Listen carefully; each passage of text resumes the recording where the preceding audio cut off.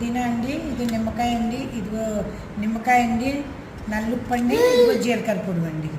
కొద్దిగా కావాల్సిన వాళ్ళకి మా ఇంట్లో అందరూ తీపి తాగని అందరూ అలాగని తీపి లేకుండా ఉండాలి, అందుకు పట్టిక బెల్లం కొంచెం అండి.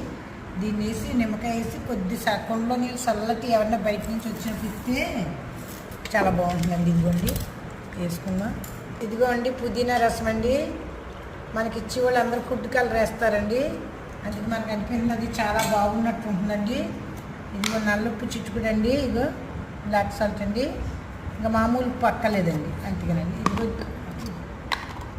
జీలకర్ర పొడి అండి, జీలకర్ర పొడి చాలా మంచిదండి, చాలా అంటే చాలా అండి. నిమ్మకాయ అండి, ఇదిగో అండి కొద్దిగా పట్టిక బెల్లం పొడిని చేసామండి, వేస్తున్నానండి. ఇవ్వండి దీనికి మించింది ఉంటుందా చెప్పండి?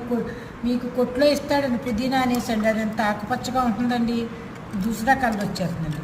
ఒరిజినల్ అండి, ఇవన్నీ మనం సరిపడతాయండి.